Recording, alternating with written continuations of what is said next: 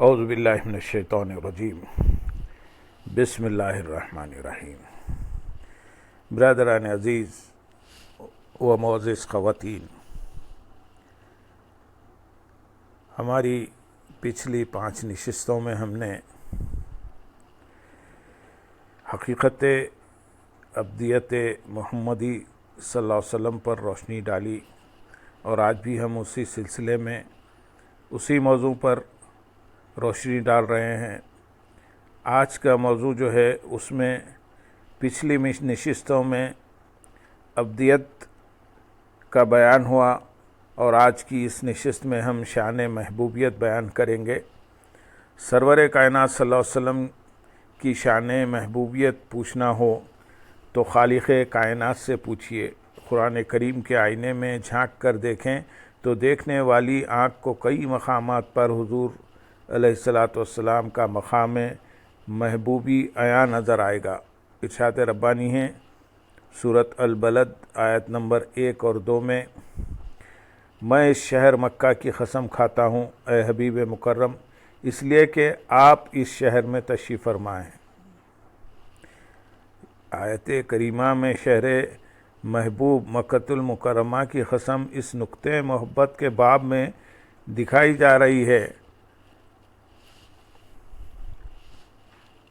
اللہ رب العزت ارشاد فرماتے ہیں کہ اس شہر بے مثال کی قسم میں اس لیے نہیں کھاتا کہ یہاں میرا گھر ہے، صفا و مروہ، حجر اسود اور مقام ابراہیم ہے، حالانکہ یہ سب نسبتیں اپنی جگہ عزت و تکریم کی مستحق ہیں، لیکن خوش طرح شہر کے آن جا دل براست کے مصداق یہ شہر اس لیے قسم کھانے کے لیے لائق ہے کہ وہاں میرے محبوب کے تلوے لگے ہیں، اور اس کی گلی کوچوں میں وہ محو خرام ناز ہوتا ہے۔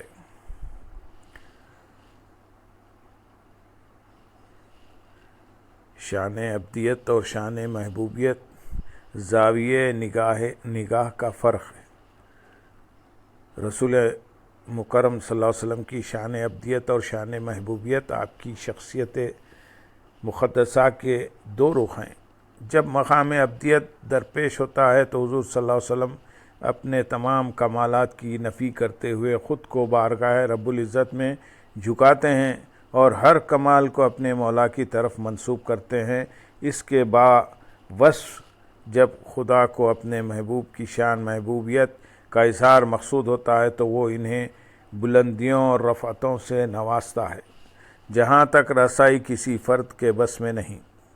یہ 2 مختلف زاویہ نگاہ ہیں کہ جب حضور صلی اللہ علیہ وسلم سے ان کے علم کے بارے میں پوچھا جاتا ہے تو مقام ابدیت پر وہ علم کو اللہ کی ذات سے منسوب کرتے ہوئے فرماتے ہیں کہ میں نہیں جانتا، علیم و خبیر ذات فقط اللہ تعالیٰ کی ہے۔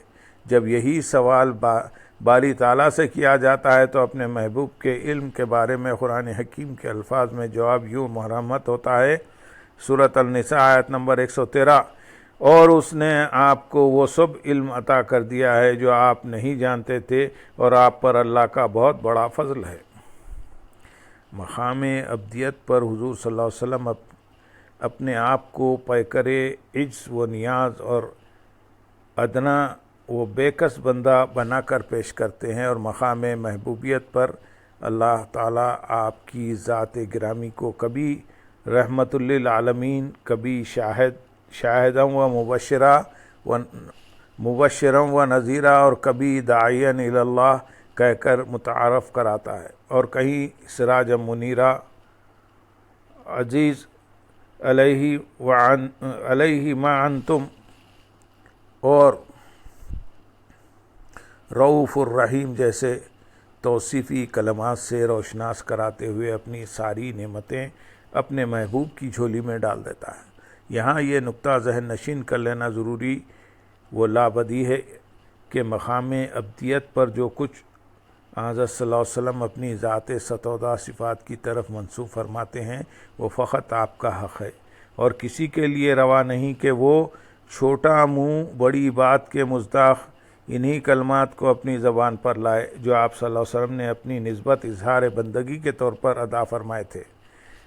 یہ حق کسی کو حاصل نہیں کہ وہ مقام عبدیت پر حضور صلی اللہ علیہ وسلم کی زبان مبارک سے نکلے ہوئے کلمات کے پیمانے پر آپ کے مقام و مرتبے کو ناپنے لگے۔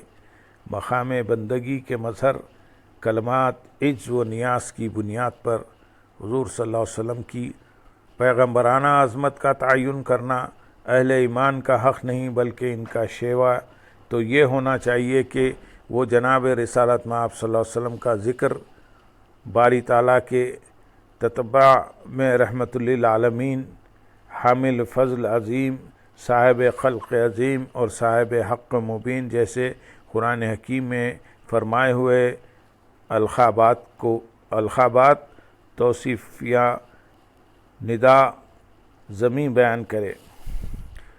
یہاں ہم آقائے دو جہاں صلی اللہ علیہ وسلم کے چند ارشادات گرامی بیان کریں گے تاکہ آپ کی شان محبوبیت کا کچھ اندازہ ہو سکے۔ صحیح بخاری میں ہے کہ بے شک میں تقسیم کرتا ہوں اور اللہ مجھے عطا کرتا ہے۔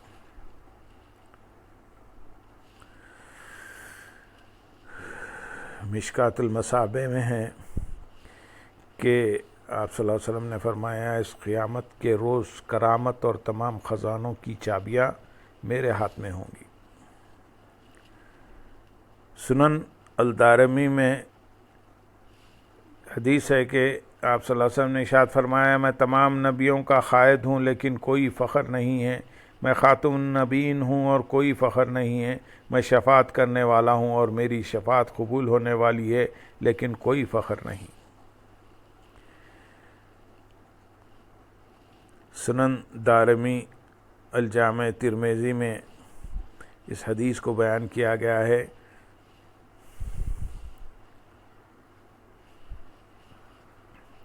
روز محشر مجھے تمام لوگوں سے پہلے اٹھایا جائے گا۔ آپ صلی اللہ علیہ وسلم کا ارشاد ہے کہ روز محشر مجھے تمام لوگوں سے پہلے اٹھایا جائے گا اور میں تمام لوگوں کے وفود کا قائد ہوں گا، اور جب سب خاموش ہوں گے تو میں ان کا خطیب ہوں گا، اور جب وہ مشکل میں پھنسے ہوں گے میں ان کی شفاعت کروں گا، اور جب وہ نا امید ہوں گے میں انہیں بشارت دوں گا۔ تمام کرامتیں اور خدائی خزانوں کی چابیاں اس دن میرے ہاتھ میں ہوں گی۔ لوائے حمد اس دن میرے ہاتھ میں ہوگا۔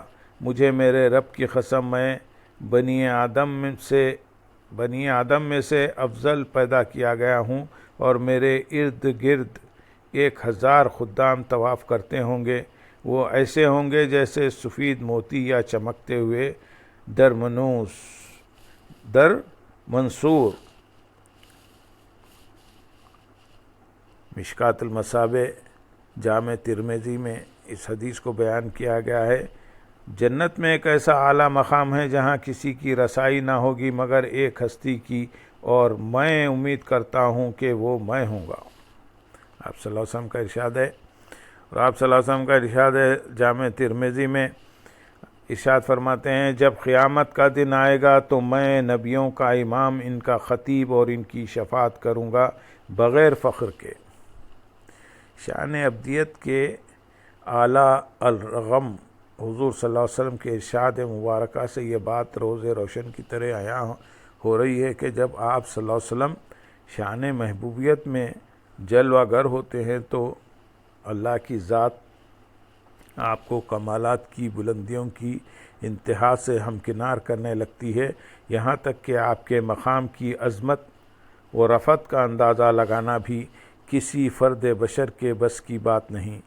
گویا شان محبوبیت میں اللہ اپنے محبوب کو بلند سے بلند تر مقامات عطا کرتا چلا جاتا ہے، جبکہ شان عبدیت میں حضور صلی اللہ علیہ وسلم خود کو بغایت درجہ جھکا کر عجز و نیاز کا پیکر اتم بنا کر پیش کرتے ہیں۔ خالق کائنات نے چند حکمتوں کی بنا پر اپنے محبوب میں عبدیت اور محبوبیت کی دونوں شانیں یکجا فرما دی۔ ان کی اہمیت اور باہمی ربط و تعلق کو سمجھ لینا از بس ضروری ہے۔ حضور صلی اللہ علیہ وسلم کو شان محبوبیت سے اس لیے نوازا گیا کہ ہم دنیا دار انسان آپ کی حیثیت و عظمت کو سمجھ کر اپنے عقائد درست کر سکے، جبکہ شان ابدیت آپ کو اس لیے عطا ہوئی کہ ہم اپنے اخلاق و اعمال کی اصلاح کر کے اپنی زندگیوں کو سنوار لیں۔ محبوبیت اور ابدیت کی یہ دونوں شانیں بحیثیت مجموعہ حضور صلی اللہ علیہ وسلم کی سیرت مبارکہ کو تشکیل دیتی ہے۔ شان محبوبیت اور شان ابدیت کے بارے میں آخری نقطہ سمجھ لینے سے وہ سارے جھگڑے اور تنازع ختم ہو سکتے ہیں جو بدقسمتی سے نادانی و جہالت کی بنا پر امت مسلمہ میں پیدا ہو گئے ہیں۔ صوفیہ اور اہل طریقت کے ہاں عروج اور زوال کی دو اصطلاحیں مروج ہیں۔ عروج وہ مقام ہیں جو اللہ تعالیٰ کا برگزیدہ بندہ درجہ بدرجہ کمالات طے کر کے حاصل کرتا ہے، جبکہ نزول وہ مقام ہیں جہاں بندہ خدا اپنے کمالات کی بلندیوں سے نیچے اتر کر عام انسانوں کی سطح پر آ جاتا ہے۔ یہاں یہ نقطہ ذہن نشین کر لینا انتہائی ضروری ہے کہ کوئی بھی خدا کا بندہ اس وقت تک اپنی شخصیت میں کامل نہیں بن سکتا جب تک وہ اپنی ذات کو عروج اور نزول کے اوصاف سے متصف نہ کر لے۔ ان اوصاف کو کردار و عمل میں متحقق کیے بغیر انسانی شخصیت بہمہ وجوہ نامکمل اور ادھوری رہتی ہے۔ حضرت صلی اللہ علیہ وسلم کی محبوبیت اور ابدیت کے بارے میں عروج اور زوال کے تصور کی تفہیم ایک عام مثال کے ذریعے بخوبی ہو سکتی ہے۔ اپنی روزمرہ زندگی میں کوئی غریب اور مفلوق الحال کسی بڑے امیر و کبیر اور صاحب جاہ و منصب آدمی کے پاس جاتا ہے۔ وہ شخص اسے مل کر جب واپس آتا ہے تو لوگ پوچھتے ہیں کہ تم نے اس بڑے آدمی کو اپنے اطوار و کردار میں کیسا پایا؟ وہ کہتا ہے کہ اس بڑے آدمی نے میری بات تو سنی اور جس کام سے میں اس کے پاس گیا تھا وہ بھی کر دیا، لیکن مجھے دیکھتے ہی وہ چیں بچیں ہو گیا اور اس کا میرے ساتھ ملنا انتہائی روکھے پن اور تکبر و رعونت کا انداز لیے ہوئے تھا۔ اسے مل کر میرا یہ احساس پختہ ہو گیا ہے کہ وہ بڑا آدمی اپنے جاہ و منصب کے گھمنڈ میں ہم عامیوں کی قربت اور معیت کو اکثر پسند نہیں کرتا۔ اس کے برعکس وہی غریب آدمی اس سے بھی بڑے ایک آدمی کے پاس اپنی کسی حاجت کے سلسلے میں ملنے جاتا ہے۔ جب وہ لوٹتا ہے تو لوگوں کے پوچھنے پر بتاتا ہے کہ اس بڑے آدمی نے تو میرا دل جیت لیا ہے۔ مجھے ملتے ہی اس نے خندہ پیشانی سے بیٹھنے کے لیے کہا، چائے اور دیگر لوازمات سے میری تواضع کی، انتہائی دلچسپی سے میری بات سنی اور جس کام کے لیے میں گیا تھا وہ بھی کر دیا، اور یہ بھی کہا کہ آئندہ جب کبھی ضرورت پڑے بلا تکلف میرے پاس آ جایا کرو۔ سچ پوچھیے اس بڑے آدمی نے ذرہ بھر اپنی بڑائی کا احساس نہیں ہونے دیا۔ اس غریب آدمی سے ملنے والا پہلا شخص عروج اور دوسرا نزول کے درجے پر تھا۔ یہ تمثیل سرور کائنات صلی اللہ علیہ وسلم کے مقام محبوبیت اور مقام ابدیت کو سمجھنے میں مدد دے سکتی ہے۔ یہ بات ظاہر و باہر ہے کہ حضور صلی اللہ علیہ وسلم کی حقیقی عظمت و شان محبوبیت کی آئینہ دار ہے۔ اس مقام پر آپ لامکاں کی بلندیوں اور خواب قوسین کی رفتوں پر سرفراز نظر آتے ہیں، جبکہ اپنی شان ابدیت میں آپ مجسم خلق عظیم اور تواضع و انکساری کا پیکر دکھائی دیتے ہیں۔ یہ دونوں شانیں پہلو بہ پہلو آپ کی شخصیت مبارکہ کا جزو لا ينفک ہے۔ اللہم صلی علی سیدنا محمد وعلی آل سیدنا محمد وبارک وسلم، وآخر دعوانا ان الحمدللہ رب العالمین۔ سبحان ربک رب العزت عما یصفون وسلام علی المرسلین والحمدللہ رب العالمین۔ السلام